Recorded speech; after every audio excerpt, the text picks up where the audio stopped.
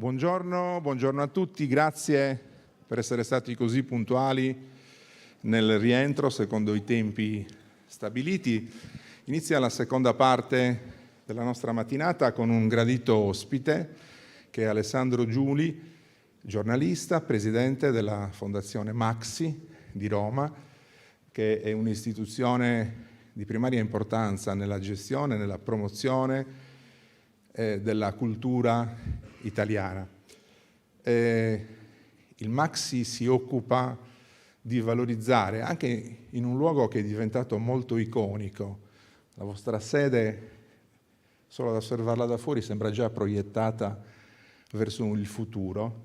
Ecco, ha la funzione, ha la missione di valorizzare l'arte italiana, ma ha anche una sezione che è dedicata a valorizzare la grande architettura italiana e dunque c'è un connubio fra tecnica e cultura e anche quelle forme d'arte che sono la sublimazione dell'umanesimo allargato, del quale ieri sera mirabilmente hanno parlato il professor Tagliagambe e il presidente Violante. Io credo che l'incontro, il confronto, e il secondo tempo del confronto fra la Fondazione Monteprama e la Fondazione Maxi, il primo tempo è andato in scena l'estate scorsa durante il Festival dell'archeologia con Alessandro che si era collegato in quell'occasione perché è impossibilitato ad arrivare. Ecco, in questo secondo tempo, anche predisponendoci al pubblico che abbiamo di fronte, dunque utilizzando anche un linguaggio che faccia capire ai ragazzi e alle ragazze qual è l'attività che due fondazioni che si occupano su due versanti diversi della tutela e della promozione della cultura italiana svolgono e fanno questo importante lavoro nella modernità, nell'attualità, affidandosi a due giornalisti, che è una novità quasi, perché i ruoli come questi in genere sono stati ricoperti o da accademici o da ex politici che avevano però più un'esperienza legata al territorio, alla rappresentanza in maniera un po' generalista, e in questo caso invece c'è la coincidenza di due fondazioni che sono coordinate, che sono rappresentate in una pluralità poi di soggetti che invece lavorano e collaborano perché questi lavori vadano avanti, da due comunicatori, da due persone che hanno una storia che è legata al mondo del giornalismo. E dunque da qui vorrei partire nella chiacchierata col nostro ospite per capire le attività, la missione che la nuova gestione sta dando alla Fondazione Maxi e anche nelle due macro questioni che ponevo. Uno, la responsabilità di rappresentare un posto importante, un ruolo importante nella promozione della cultura italiana, e poi di rimbalzo il fatto di essere un comunicatore. Allora, cosa porta un comunicatore nel coordinamento di una visione nuova? Anzitutto grazie a te, grazie a voi tutti, grazie alla Sardegna in cui torno sempre con una passione particolare, e partiamo dall'ultima considerazione che ci fa un comunicatore al Maxi. Un nesso è proprio la Sardegna.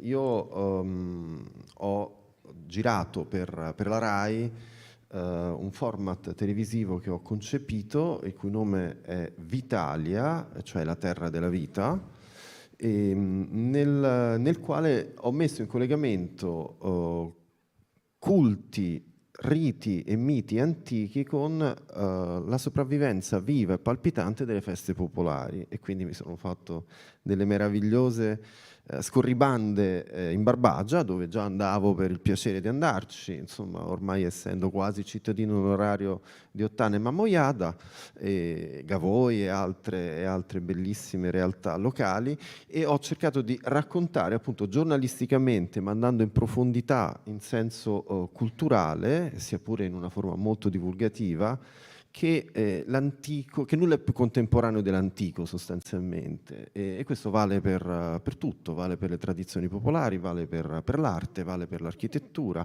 vale per tutto ciò che rappresenta il nostro grande deposito e patrimonio culturale. L'ingegno, appunto, che cos'è l'ingegno? Il genio in noi, il genio del luogo. Ecco, raccontare il genio del luogo significa mettersi in una dimensione di ascolto e di risonanza con la popolazione, identificare un simbolo che in genere è la rappresentazione di una forza profonda. Pensate ai simboli delle Domus Deianas, pensate al simbolismo delle maschere, per esempio, e trasformarlo in un qualcosa che di fatto ancora tiene unito un insieme comunitario e rappresenta diciamo così, l'espressione di una identità, chiamiamola così, che riguarda in particolare l'Italia mediterranea.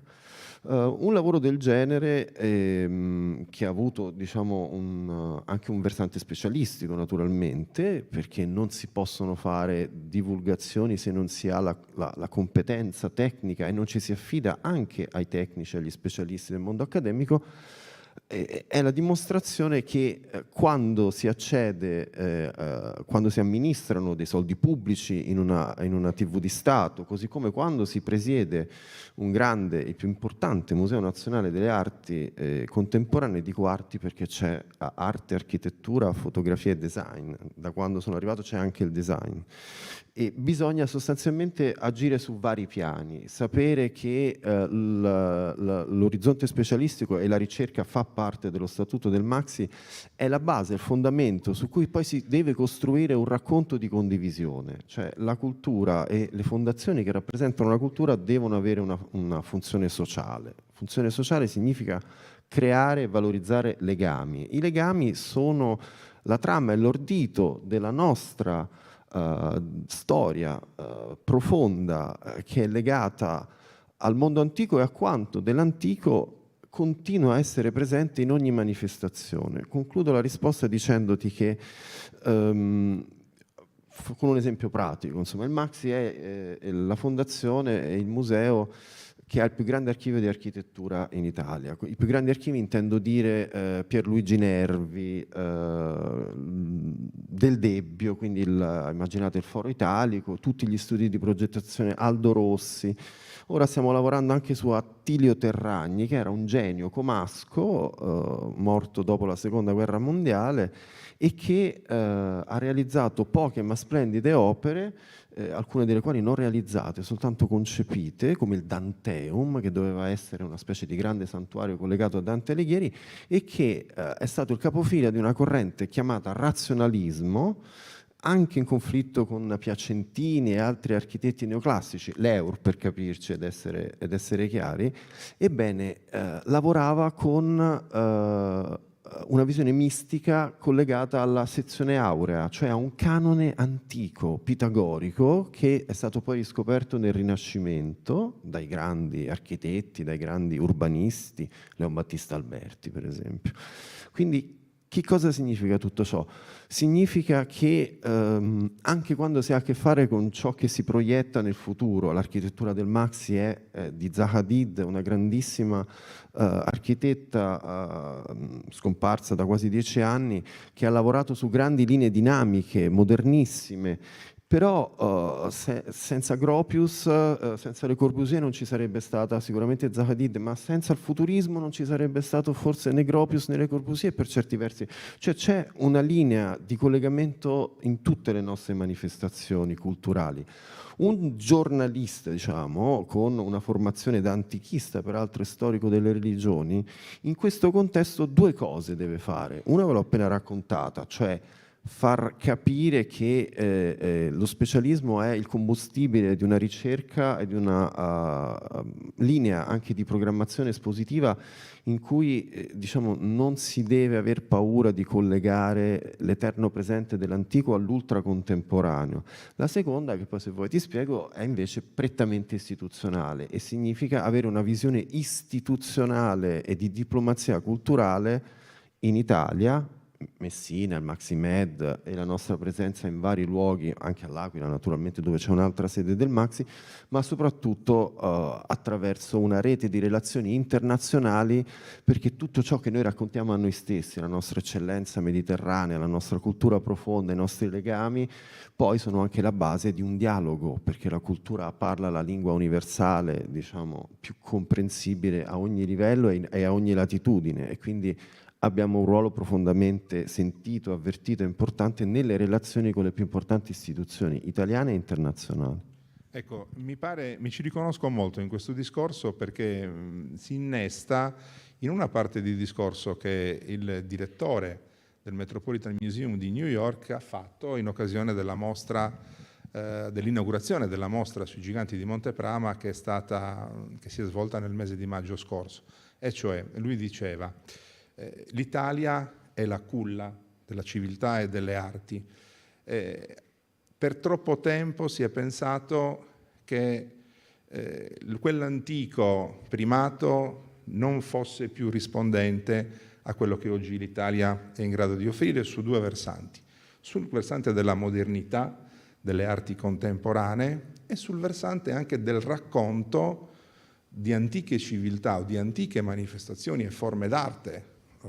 La più antica scultura a tutto tondo del Mediterraneo occidentale, cioè i giganti di Monteprama, IX secolo avanti Cristo, fino a 10 anni fa, 5 anni fa, non se ne parlava nemmeno in Sardegna, ora se ne parla appunto al Metropolitan Museum di New York, se ne parla alle Gallerie degli Uffizi, se ne parlerà presto anche al Maxi. È una storia antica, è una forma d'arte altissima, antica, che noi dobbiamo riscoprire e declinare con un linguaggio moderno e nuovo, globale, che sia in grado poi di inserirla in un discorso mediterraneo che è collegato certamente con altre civiltà e con altri corrispondenti in quel tempo nel Mediterraneo. Sull'arte contemporanea e moderna, quando si va fuori dall'Italia e quando si va nei luoghi della competizione globale, bene ha fatto Alessandro a ricordarlo, il design è sinonimo di Italia, è sinonimo di quell'arte contemporanea e di quella competizione che si svolge appunto sul mercato globale nella quale ancora l'Italia primeggia. E allora su questo mi riallaccio per fare un'altra domanda, un'altra suggestione ad Alessandro. Il Maxi ha appunto tra le sue missioni quella di valorizzare e quella di favorire anche la circolazione o la promozione di arti moderne ancora non conosciute dal grande pubblico, ma che possono in un certo senso sfidare i grandi del passato o porsi come continuatori di quella grandezza. Allora quest'opera, tra virgolette, di scouting, quest'opera di individuazione di partner o di nuove forme di arte che siano in grado di stare all'altezza del tanto di bello che voi già ospitate e che periodicamente proponete al vostro pubblico, è ugualmente una sfida molto importante perché, ripeto, si amministra il passato, si amministra il presente, ma si costruisce il futuro. Allora, qui veniamo alla grande sfida di un certo modo di fare museologia in Italia riguardo all'arte contemporanea. Cioè, fondamentalmente l'arte contemporanea a partire dalla seconda metà del secolo scorso, anche nell'immaginario, diciamo, internazionale, è diventata una specie di colonia stilistica della pop art americana e ha cominciato a prendere il sopravvento un certo tipo di interessi collegati alle più importanti gallerie internazionali. Non bisogna aver paura di avere rapporti con le gallerie che cercano di fare profitto sugli artisti, naturalmente. Però, diciamo così, c'è stato, come in tutte le manifestazioni della cultura e della sottocultura, quella che i più definiscono un'egemonia che è venuta da oltreoceano. Si tratta, secondo me, tanto di prenderne atto, perché è storicizzata questa cosa, cioè a un certo punto sono arrivati degli artisti americani e hanno dilagato, io vi cito solo uno, Andy Warhol per esempio. Quello che non si dice abbastanza è che Andy Warhol, Joseph Beuys, Rothko, i grandi campioni della pop art e dell'espressionismo astratto americano, e Joseph Beuys, diciamo uno dei più grandi e controversi intellettuali, oltre che artisti e performer tedeschi, hanno trovato in Italia la loro fonte di ispirazione primaria, vivendo in Italia, entrando in contatto con il genio del luogo italico e rappresentando dalle campiture ai tagli di luce fino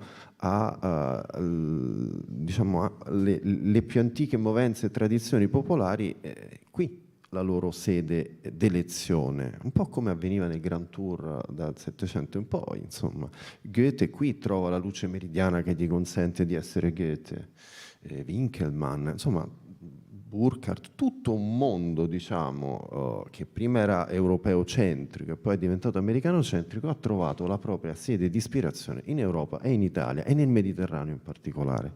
Un museo come il Maxi, e non soltanto il Maxi naturalmente, ha il dovere di favorire non soltanto delle linee di ricerca artistiche, ma proprio di favorire una riscoperta di questa grandissima qualità culturale e artistica, perfino manuale, delle generazioni presenti che lavorano magari in contesti meno premianti, con meno interesse mediatico ed economico intorno a loro. E come può farlo? Attraverso la riscoperta dei grandi maestri e per far capire che una certa sapienza artistica e culturale non è mai venuta meno. Quindi sì, il Maxi valorizza e sta valorizzando più rispetto al passato artisti giovani, artisti collegati alle esigenze più importanti del presente, più sfidanti. Abbiamo fatto delle esposizioni importanti nell'ultimo anno sull'arte circolare, per esempio, valorizzando figure tutte italiane che hanno già una certa reputazione anche all'estero e che lavorano su materiali di riutilizzo e che lavorano con una sensibilità non scontata e neanche conformista, collegata all'ambientalismo. Ma soprattutto che cosa fa il Maxi? Nel momento in cui decide di recuperare il design, che è la grande, diciamo, è il grande filone che sostanzialmente ha, quello sì, creato un'egemonia nell'inventiva, nella creatività dell'arredo, delle arti decorative plastiche, e che insomma potete vedere a Milano in un museo dedicato soltanto a quello. Ecco, quando il Maxi espone il design, come lo fa? Lo fa attraverso un grande architetto e designer di origine lucana ma napoletano d'elezione come Riccardo D'Alisi, che ci apprestiamo a mettere in mostra a Roma, da noi, e che obbediva a dei principi di sapere manuale, cioè lavorava con materiali che sono la latta, il ferro, la cartapesta. È uno studioso che si è formato sul Timeo di Platone, salvo poi sviluppare una propria poetica, una grammatica architettonica che lo ha condotto a fare delle opere straordinarie e ad attrarre a sé tutti gli artisti di cui vi ho parlato prima, gli artisti internazionali, americani ed europei, intorno all'idea di un'arte partecipativa e collegata a quella che è la nostra grande sapienza, il sapere manuale. In fondo l'artigianato, di cui D'Alisi è stato un grandissimo conoscitore, l'artigianato è sempre collegato a momenti di partecipazione comunitaria, non c'è artigianato senza una fiera di artigianato, non c'è sapere manuale che non sia condiviso con una corporazione, che non sia trasmesso per linee di sapienza, perché non si impara sui libri, la qualità, diciamo, la saggezza del corpo la si impara sperimentandola con dei maestri.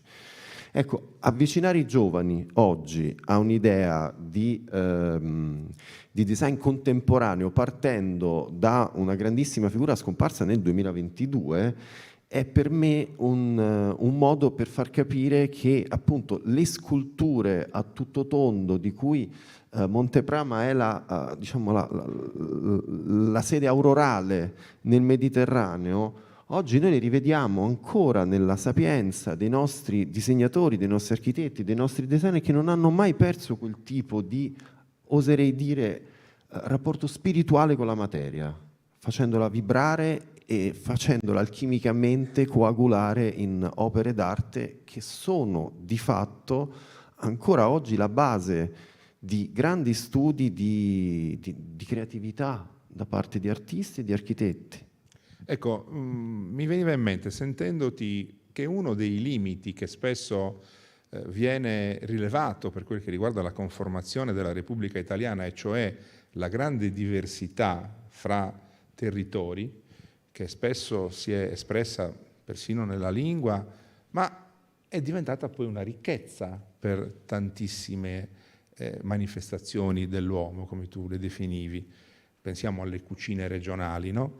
Vanno a comporre un potpourri che è unico, anche questo, nel mondo. E anche il saper fare territoriale, settoriale, di ognuna delle comunità che poi vanno a comporre la Repubblica Italiana, questo popolo che arriva da tutta una serie di esperienze precedenti e che poi si ritrova a dover fare adesso da 150 anni e oltre una strada comune, individuando una maniera di stare assieme e mettendo assieme esperienze diverse che poi vanno a rivelarsi tante piccole eccellenze che vanno a confermare l'eccellenza suprema di questa culla del Mediterraneo che nel corso dei secoli ha saputo porsi all'attenzione del mondo come espressione sublime di diverse arti. Ecco, le nuove forme d'arte è la, dicevi prima, capacità di intercettare anche i desideri, le aspirazioni, i gusti dei più giovani. Io mi sono sorpreso a ragionare su come dagli anni '80 in poi, per esempio, anche il modello della comunicazione, il modello della pubblicità, quando la pubblicità si è fatta arte, ha toccato in Italia vette che sono rimaste, insomma, dei pilastri.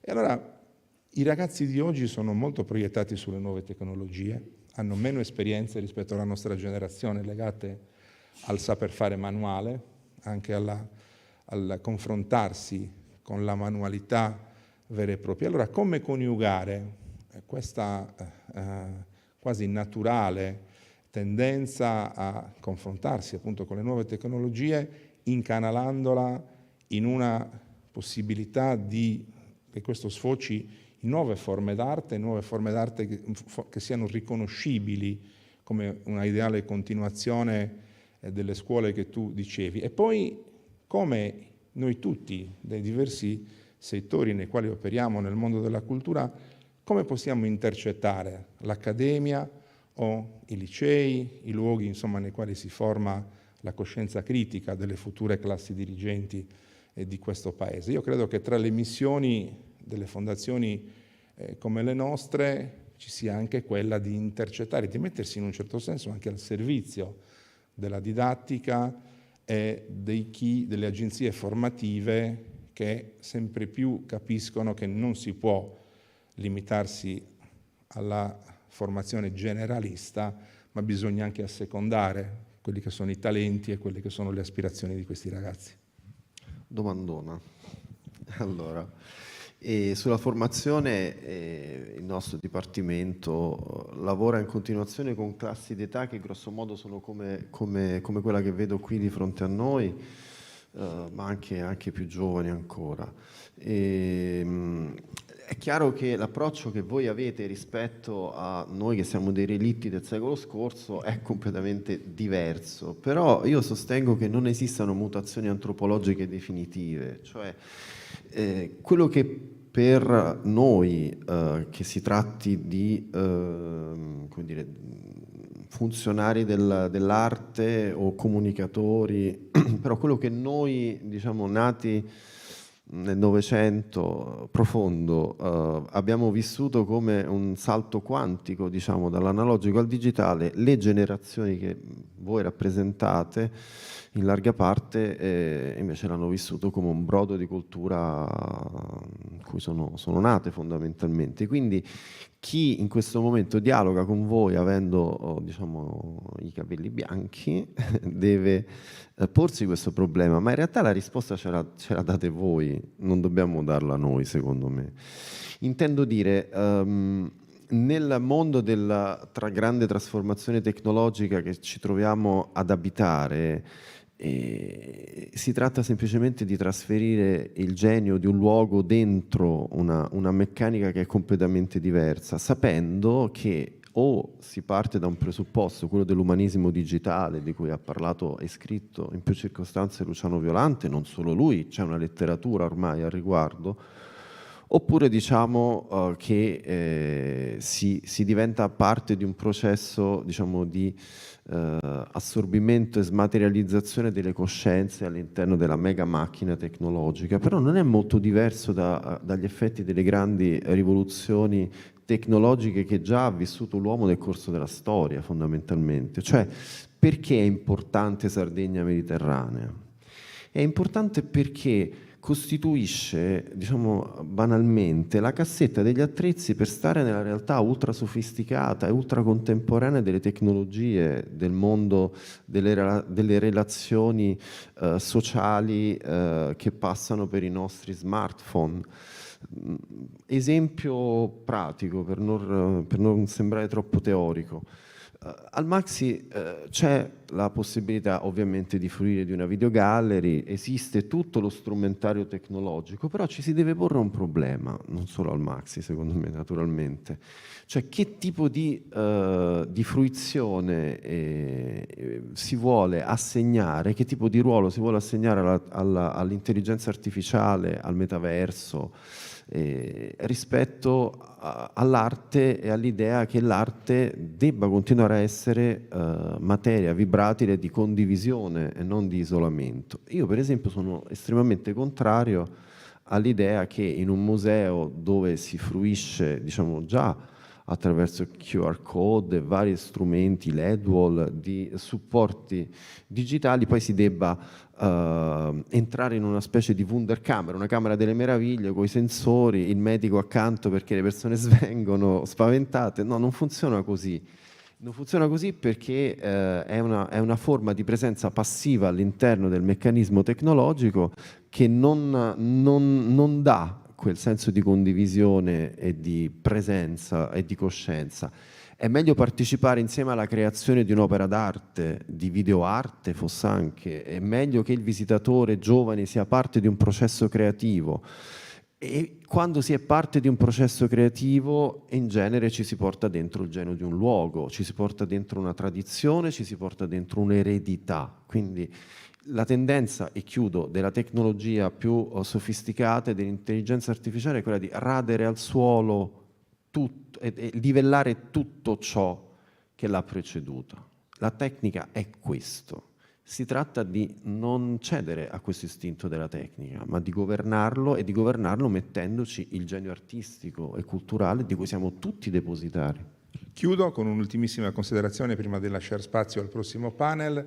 Le fondazioni culturali sono arrivate dopo decenni in cui la cultura era gestita sostanzialmente dalle soprintendenze per quel che riguarda l'archeologia, dalle università per quel che riguarda qualche istituto nazionale che però insomma fondava le radici di conoscenza del mondo guardandosi all'indietro. E con le fondazioni culturali, quelle che funzionano, quelle che non funzionano, però hanno avuto comunque una missione che oggi noi forse possiamo interpretare anche in maniera diversa rispetto a quando sono nate.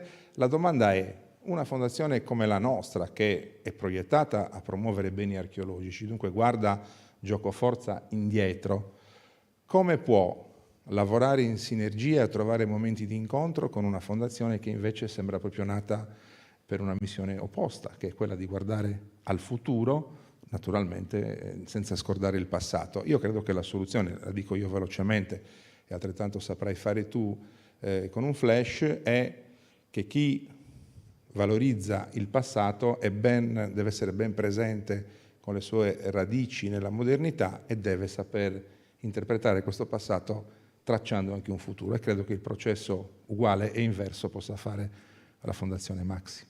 È quello che già fanno gli artisti, più avvertiti, più quotati. L'arte contemporanea, adesso va di moda perfino l'idea del dialogo tra antico e contemporaneo, non è che sia questa grande scoperta, è semplicemente una realtà di fatto. Cioè, tu trovi degli artisti come Vezzoli che in fondo vanno a creare delle variazioni su temi e oggetti perfino antichi. A Roma il Maxi ha intenzione di creare un distretto del contemporaneo, lo stiamo facendo insieme a tutte le altre realtà, all'auditorium, al Ponte della Musica, e collegare il decumano, parola antica, no? Delle arti contemporanee con il cardo dell'antico, in modo tale da fare un'offerta culturale integrata che dal Colosseo arrivi, dal Tridente Flaminio, arrivi fino al Tridente di Piazza del Popolo, fino a Via dei Fori Imperiali e al Colosseo. Il dialogo tra antico e contemporaneo non si è mai interrotto. Le fondazioni che si occupano dell'antico e del contemporaneo devono soltanto mostrare un dialogo che nei fatti c'è sempre stato. Grazie Alessandro, grazie a tutti voi. La parola al direttore Murru. Grazie Presidente Muroni, grazie Presidente Giuli. Noi andiamo avanti. Chiamo sul palco due cari amici, due grandi storici, il professor Rolando Dondarini e la professoressa Borghi. Vengono da Bologna, hanno scritto pagine importanti di storia, ma soprattutto, diciamo, sono qui e ho voluto che fossero qui proprio di fronte a voi, perché sono protagonisti della Storia ci appartiene, un progetto straordinario che ha portato alla realizzazione concreta della Festa Internazionale della Storia. E loro qui, insieme a noi, oggi, oltre a spiegarci di che cosa si tratta, festeggiano i 20 anni di quello che possiamo definire uno dei più grandi appuntamenti per ragazzi, per giovani, per voi, affinché insomma questa che è diventata una materia talvolta ostica diventi invece e sia invece di vostro dominio. Grazie intanto per essere venuti. Prego. Intanto chiedo di poter ringraziare con vera convinzione, con una certa emozione, sia Giorgio Murru che Anthony Moroni, ma anche tutti coloro che hanno collaborato a realizzare questo splendido convegno. Avrete ben capito che si tratta di qualcosa di veramente eccezionale, anche per il livello degli interventi che abbiamo avuto fino adesso. Bene, la Festa della Storia è nata 20 anni fa, festeggia il 20° anno quest'anno, ed è nata da un moto di profonda insoddisfazione su come noi insegnavamo storia.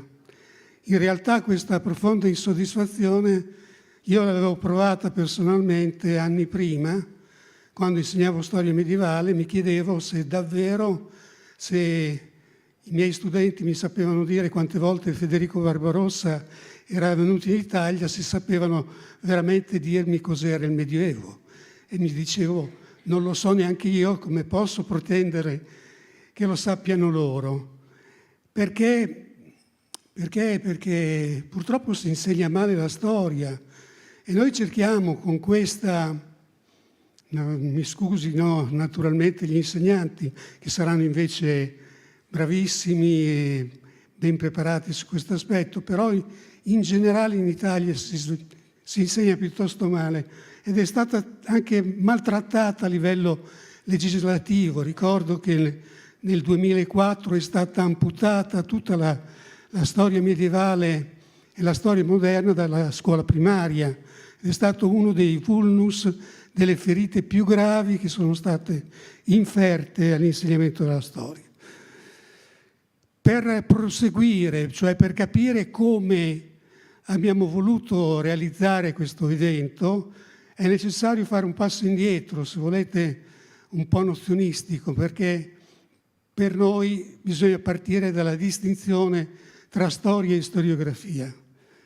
Perché vedete, con la parola storia si intendono due cose opposte.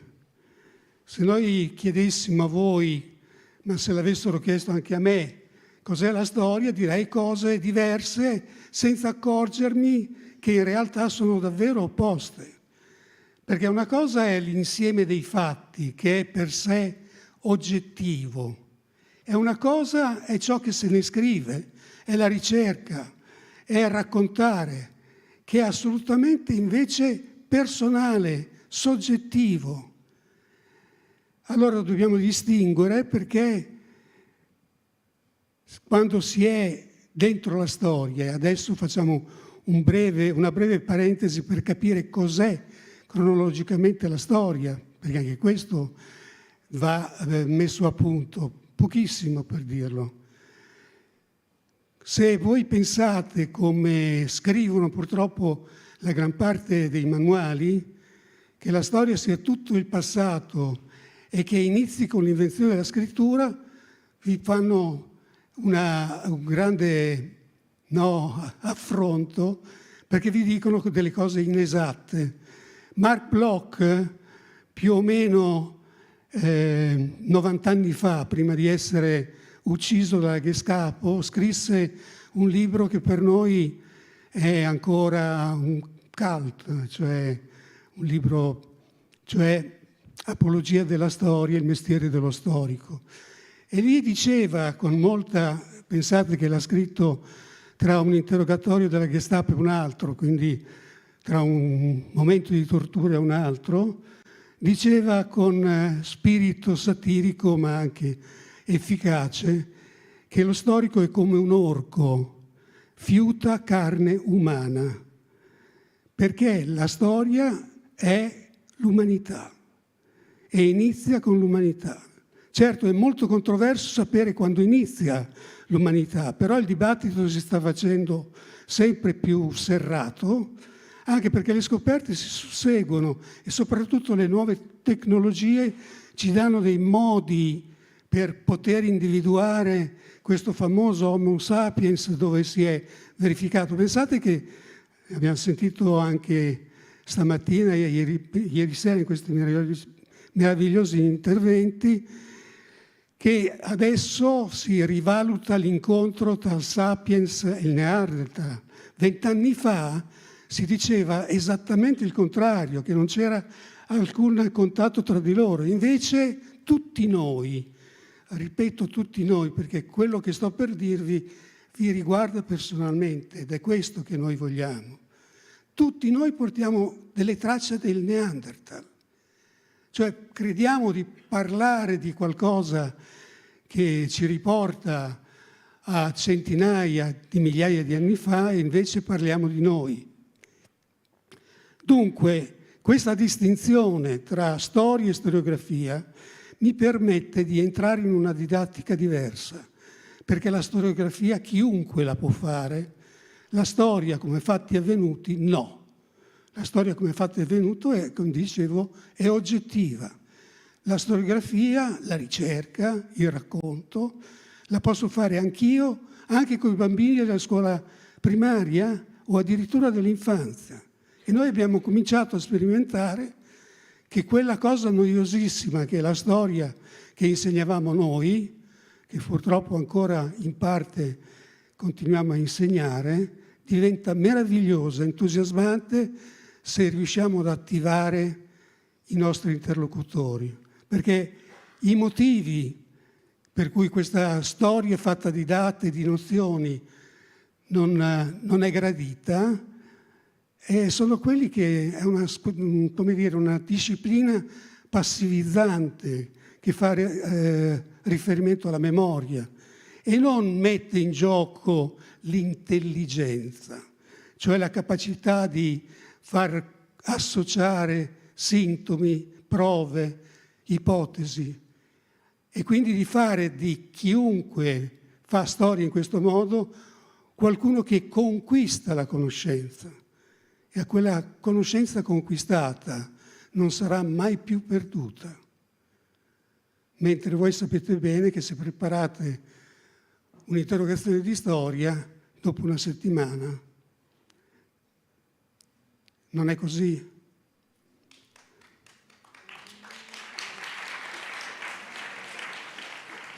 Bene, io devo ringraziare anche perché gli interventi che ho sentito ieri sera e stamani sono di un livello, ve ne sarete accorti, in particolare il professor Tagliagambe, perché veramente... E voglio concludere velocemente perché ci tengo a quello che dirà Beatrice, che ringrazio qui quasi in maniera, perché ha fatto moltissimo per la festa della storia.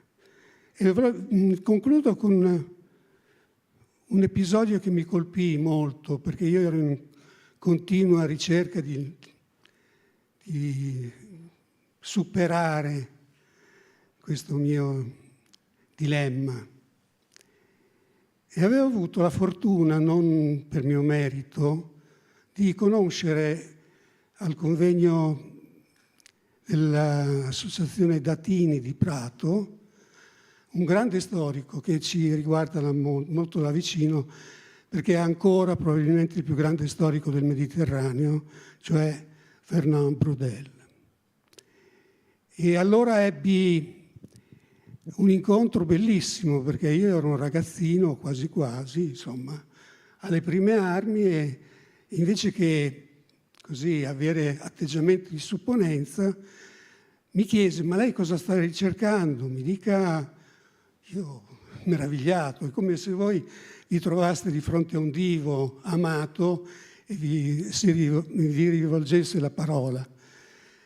Quindi mi era rimasto un legame di gratitudine. E una sera, mentre facevo il solito zapping davanti alla televisione per trovare un programma su cui addormentarmi, più o meno, vedo Braudel e a quel punto mi fermo e colgo quasi tutta un'intervista che è diventata famosa. Famosa perché in breve e con estrema semplicità ti spiega il tuo legame con la storia, perché vi dicevo, noi stiamo parlando di me e di voi, perché voi siete importanti, perché voi contenete tutta la storia, perché dire la storia siamo noi non è retorica, ma è realtà. E come fa Braudel? Arriva un giovane giornalista, che fra l'altro è diventato poi un grande della cultura italiana, cioè Parascandolo, ma allora voleva fare figura da scoop, arriva alla casa di Braudel, si accomodano e con una domanda provocatoria questo giovane giornalista chiede: ma professore, oggi la storia a cosa serve? Abbiamo i razzi, andiamo sulla Luna. E comincia a quel punto un breve colloquio che mi ha emozionato e credo che, se ci pensate, ma da parte vostra, emozioni anche voi. Mi dice, comincia: mio caro giovane amico. Quindi non comincia rispondendo con arroganza come farebbero persone o professori che conosciamo. Mi dica una cosa: lei per venirmi a trovare ha percorso una strada? Ah sì, sì. Allora conviene con me che qualcuno aveva fatto la strada prima di lei. Ah, ma certo. E poi ha visto che la strada corre intorno alle mura di questa città? Sì, sì. Allora chi ha fatto quella strada ha dovuto tener conto che c'erano le mura. Ah, certo. E lei quando mangia, oggi cosa mangerà? Crede che mangerebbe le stesse cose se fosse in un'altra parte del mondo? Ah no, e continua con queste domande semplici che avevano ammutolito il povero giovane giornalista che aveva provato a fare il furbo in qualche modo, fino a che arriva alla stoccata finale, perché lo vede come una pera matura che può cadere, e dice: ma veniamo a lei e io vi chiedo di pensare la stessa cosa a voi. Lei la mattina, quando si alza, si guarda allo specchio. Si è mai chiesto a chi siano appartenuti quegli zigomi?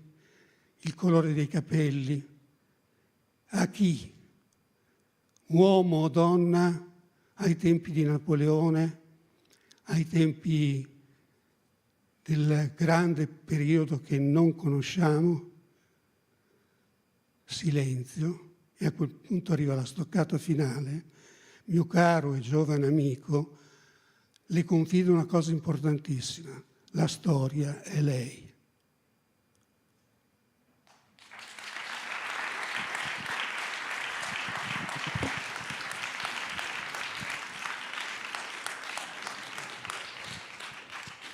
La storia siamo noi. Buongiorno a tutte e a tutti, grazie per questo invito. Anch'io mi unisco ai ringraziamenti del professor Dondarini, di chi mi ha preceduto, grazie a Anthony Murone, grazie a Giorgio Murru, grazie anche a Ambre e Cinzia per la splendida accoglienza, ed è un grande piacere ritornare qui a distanza anche di pochi mesi. È vero.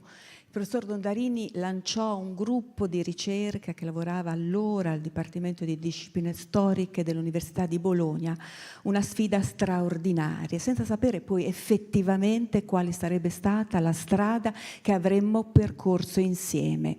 E fu questa: perché non fare della storia una festa?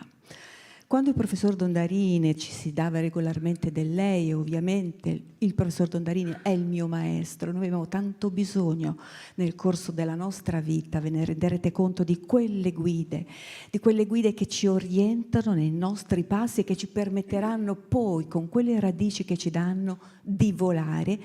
Fu una domanda a quel telefono che fu quella: provi un attimo a pensare come fare della storia una festa. Sfido chiunque a aver dato una risposta immediata, ma anche sapere che cosa voleva dire fare della storia una festa.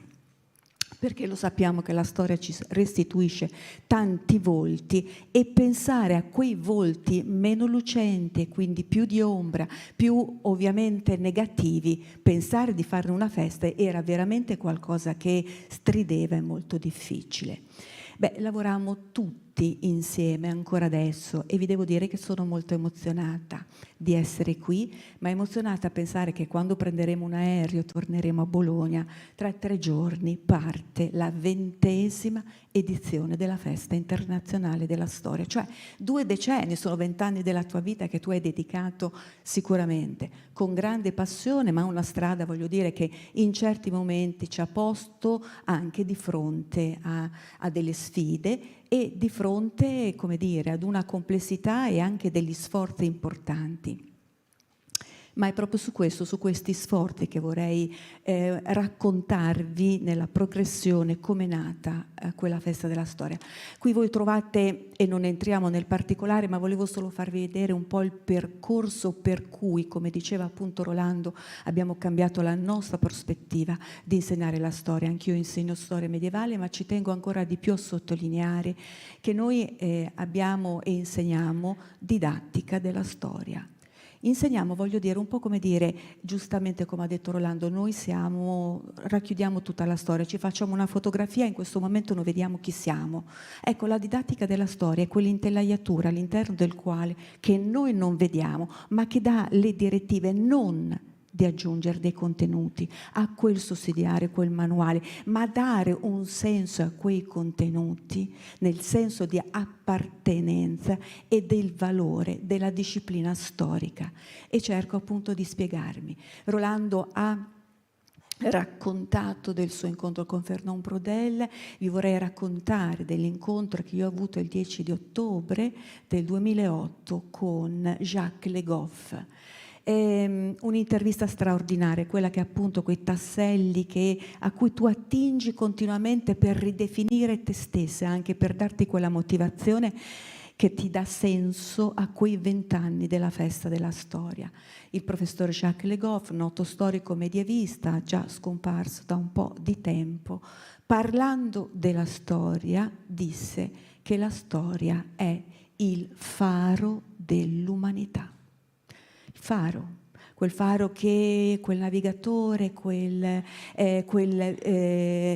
viaggiatore vedeva nel momento in cui lasciava il proprio porto, navigava sotto costa, ma poi in quel mare ritornava in quei porti, andava in nuovi porti e vedeva quel faro nella circolarità di quel viaggio che è la storia dell'umanità. Perché? Perché se noi spegniamo quel faro non abbiamo più memoria e non abbiamo più qualcosa e qualcuno che ci orienti in quelle visioni che sono state ricordate non nel futuro ma ancora di più in quelle lungimiranze che sono le visioni della nostra progettualità. Perché pensiamoci, se noi perdiamo memoria anche per 10 minuti, anche per un giorno, anche per 2 giorni, se non a volte purtroppo per molti per molto più tempo, vuol dire che tu non hai quegli strumenti per orientarti nel tempo e dipendi interamente da qualchedun altro. Dunque, quella faro dell'umanità, ma disse un'altra cosa importantissima, Le Goff, l'accessibilità della conoscenza storica. È il dovere di uno storico, è il dovere di chi si occupa di storia, è quello di rendere accessibile la conoscenza storica. Su questi pilastri e su quell'idea lanciata dal professor Dondarini, facciamo della storia una festa, abbiamo motivato, un percorso che noi chiamiamo di educazione alla cittadinanza attiva.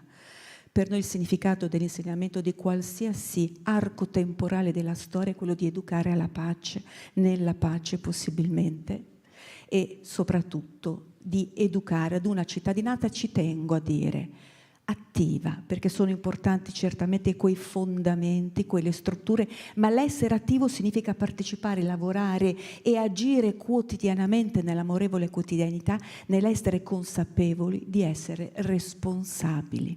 Qui vedete alcune immagini. Come nasce la festa?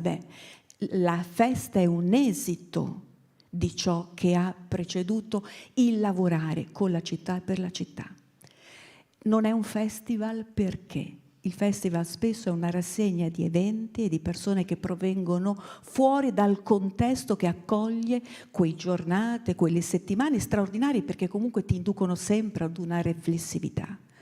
Ma fare una festa significa proprio affondare le radici in quel territorio e creare appartenenza, creare legami con quel territorio. Come?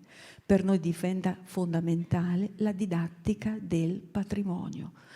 È stato evocato ieri parlando dell'UNESCO e parlando di tante definizioni del patrimonio. Il patrimonio sono tutte le eredità, tutte, che si sostanziano in che cosa? In quei comportamenti umani e in quelle emozioni. Quando con i miei studenti cammino lungo e sotto un portico, certo, ovviamente, che sei colpito casomai da un particolare capitello, da quelle colonne di marmo, ma proviamo con i miei studenti e studentesse di entrare dentro a quelle pieghe di quel marmo. Lì ci sono gli sforzi di una comunità di uomini e donne che hanno permesso di vedere quella bellezza che ci attraversa nella quotidianità. Osservare un monumento non è soltanto osservare una bellezza che può renderci meno triste o difficoltosa la nostra quotidianità, è comprendere quei legami, quelle mentalità che nel corso dei millenni si sono definiti e ridefiniti, perché l'identità è mobile nel tempo. Come? Creare occasioni affinché tutta la cittadinanza potesse incontrarsi e confrontarsi sui temi dell'attualità, ma su quei temi che sono l'eredità del nostro passato. Che definizione migliore c'è di patrimonio se non quando la storia incontra il presente e genera il suo patrimonio, nuove interpretazioni di quella materia storica che quando la insegniamo, diciamocelo chiaramente, partiamo da quel passato e quel presente non lo riusciamo mai ad afferrare. Ma perché? Perché la prospettiva in quell'insegnamento difficilmente parte da quegli osservatori sul presente. Il patrimonio è questo, non è soltanto bellezza, è una storia che si è sedimentata, che posso anche accettare, posso rifiutare, ma posso dare dei nuovi significati.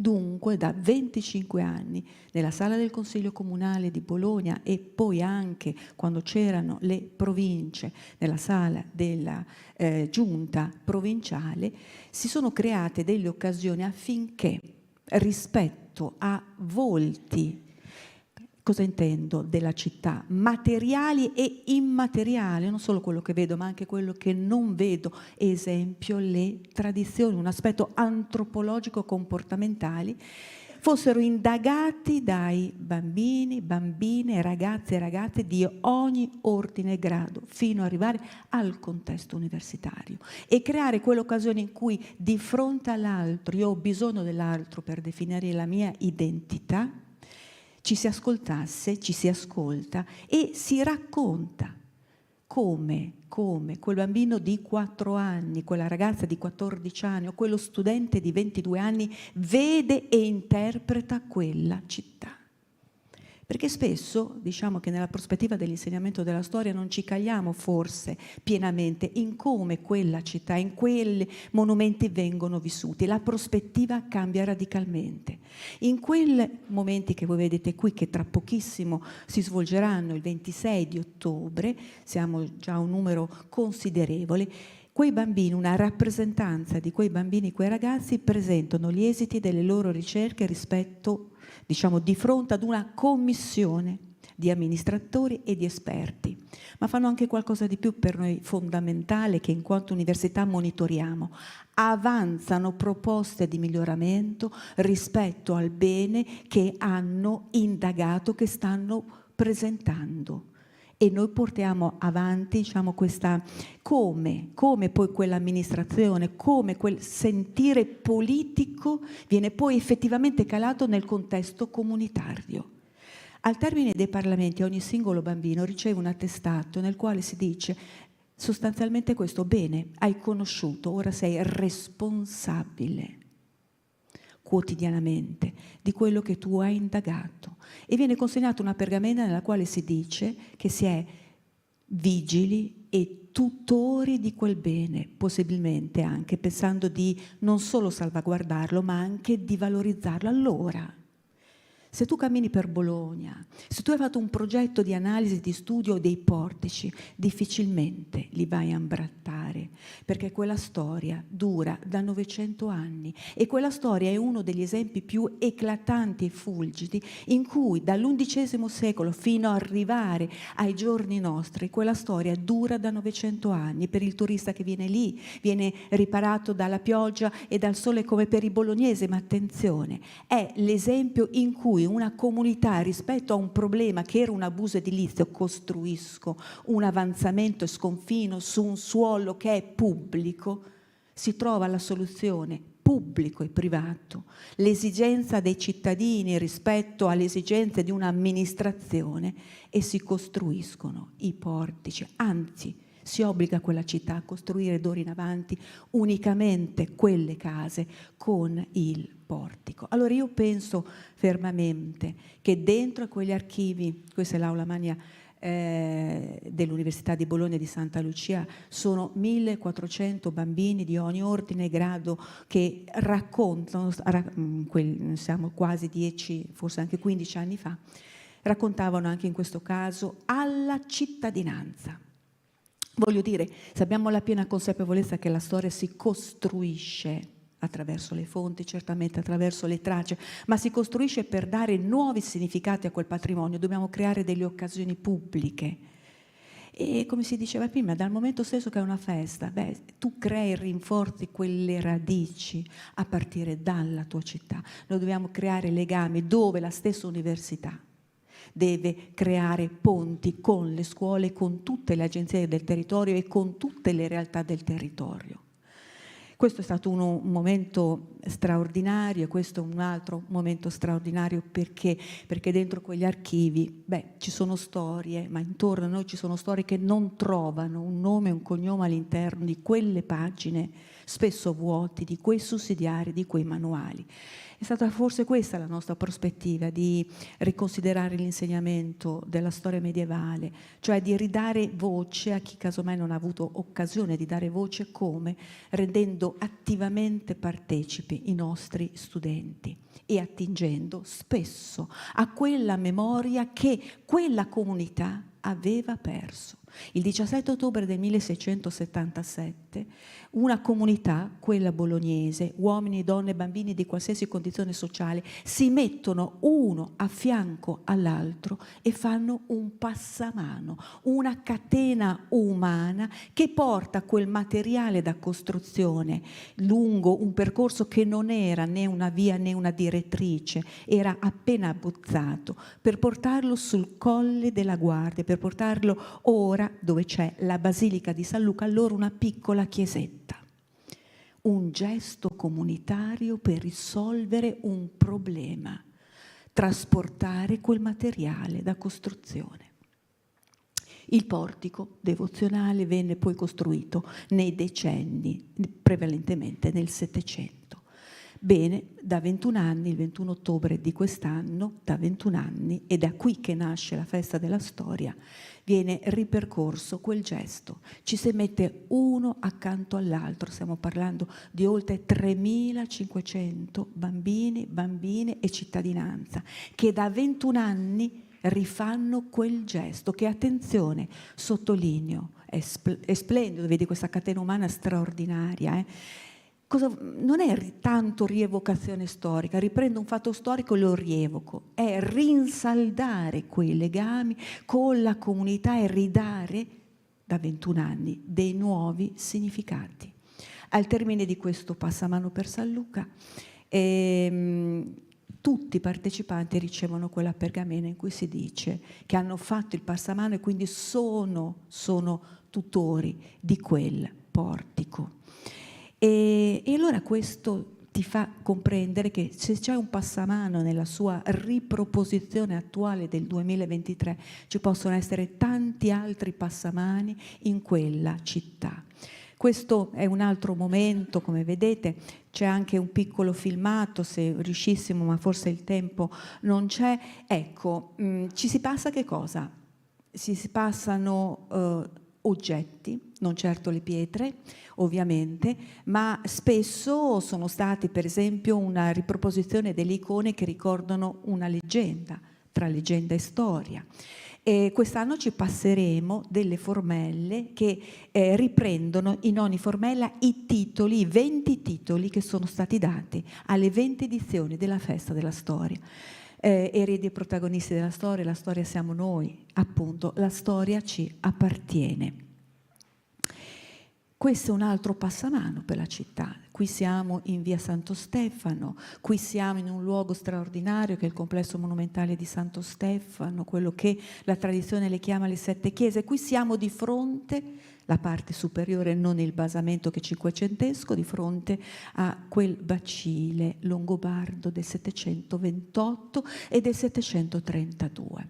Guardatelo com'è adesso, in questo momento, cioè in questa immagine, insomma, messo veramente molto molto male. Ecco, qui ci sono bambini che hanno studiato, bambini classi, tutte le scuole di Bologna hanno studiato quel complesso monumentale, hanno avanzato proposte e noi abbiamo colto quelle proposte. C'è stata un'operazione importante che ha collegato ovviamente l'amministrazione comunale e tante realtà associative pubbliche e private nel sistemare, restaurare in maniera conservativa un pezzo di storia che tanto ci dice degli altri, ma in fondo ci dice di noi stessi, che è questo bacile che si rifà agli Utprando e il Deprando e al vescovo Barbato. Pensate che ogni anno quei bambini che stanno abbracciando simbolicamente, che sono stati investiti del fatto tu l'hai studiato, allora questo ti appartiene, lasciano quel passamano, lasciano quel testimone. Forse questo è il nostro compito quando facciamo storia, creare quella memoria attraverso l'esperienza per passare poi la mano e il testimone, passano continuamente quel testimone di tutela di quello specifico bene ai bambini che verranno. Qui alcuni dati, e ritorno solo molto brevemente. Non è una rassegna di eventi che provengono dall'esterno, quantomeno non è solo, ma ogni persona, ogni autore, ogni tema che si affronta è precedentemente indagato dalle scuole, che poi con quel soggetto, con quell'autore, dialogheranno, si confronteranno in quella che Jacques Le Goff definiva l'accessibilità della conoscenza storica. Qui potete vedere dei numeri, forse il numero che a noi colpisce sempre è non solo la partecipazione degli studenti, ma sicuramente i soggetti attivi di quei coristi, di quei musicisti, di tutte le persone che collaborano alla festa della storia. Quindi è una grande comunità. Qui siamo nell'aula dello Stabat Mater, vedete l'immagine che io adesso vedo alla mia destra, sono i nostri studenti universitari che alla fine di quel portico di San Luca fanno un portico dentro un portico, sotto al quale poi quella catena umana arriverà su nel piazzale antistante la basilica. E come viene affrontata la storia? Attraverso i linguaggi di cui si nutre la storia, lo sport, il cibo, l'alimentazione, la moda, tutto fa storia. Quindi si fa storia attraverso la musica. Ci sono cori che raccontano per esempio la musica soul, per fare un esempio, la musica rock, la musica jazz, come contestualizzandola e sempre comunque con dei legami, con quegli osservatori sulla comunità di appartenenza. Si fa storia attraverso lo sport, si fa storia attraverso l'arte, attraverso qualsiasi forma di linguaggio di cui la stessa storia si nutre. Qui vedete un frammento trovate tutto sul sito, anche l'intervista a Jacques Le Goff, la riproposizione ovviamente del portico, che è un portico d'oro, e il momento in cui appunto Jacques Le Goff lancia questo monito a tutti coloro che si occupano di storia di essere ovviamente accessibili. E quindi insomma ci sono diversi momenti che insomma fanno parte, sono pregnanti, voglio dire, colonne di questa manifestazione. Beh, insomma, se dura da 20 anni, cosa si può dire? Che forse chi ha partecipato, chi continua a partecipare, quando incontri i tuoi studenti che sono andati e insegnano adesso alle scuole primarie e ritornano con le classi ai parlamenti degli studenti, dici che allora ha avuto un senso quel cambio di prospettiva e quella tua funzione sociale che devi avere quando tu fai storia. Questo modello, concedetemi, lo metto forse tra virgolette, è stato poi, si è calato in tante altre realtà. Quindi esiste una fiesta della storia a Murcia, una fiesta della storia a Saragozza, ma esiste anche una fiesta della storia oltreoceano a Buenos Aires.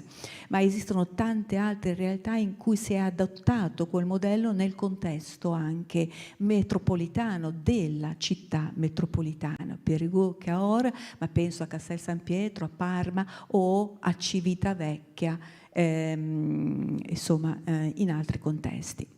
Io mi fermo qui, se posso, e se avete voglia, dura proprio 1 minuto e mezzo, ci sono frammenti di sintesi del discorso che il professor Dondarini ed io abbiamo fatto, che vi danno forse il senso di questa grande partecipazione. Concludo così. Spesso un festival, se non ha delle entrate importanti, può essere messo a rischio.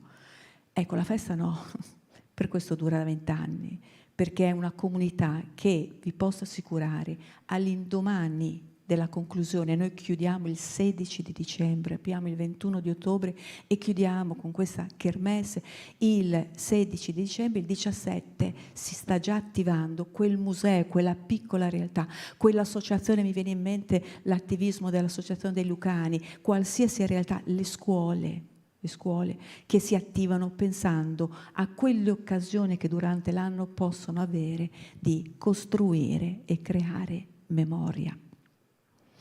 Se facciamo vedere questo filmato e poi dopo è quello dove deve esserci scritto passamano.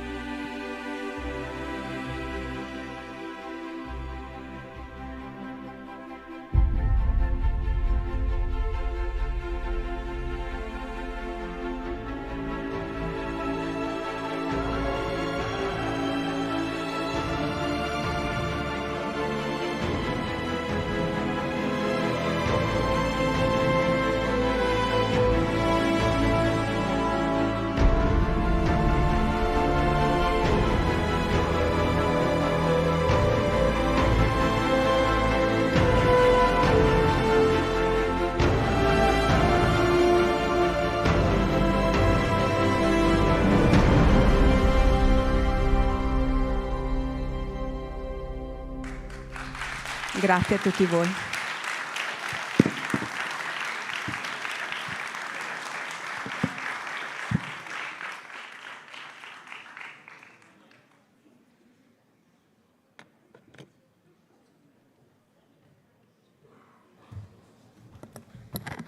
Grazie. Grazie di cuore. Una bella lezione. Che ne dite? La vogliamo anche noi questa festa. Dobbiamo lavorare per riuscirci. Grazie.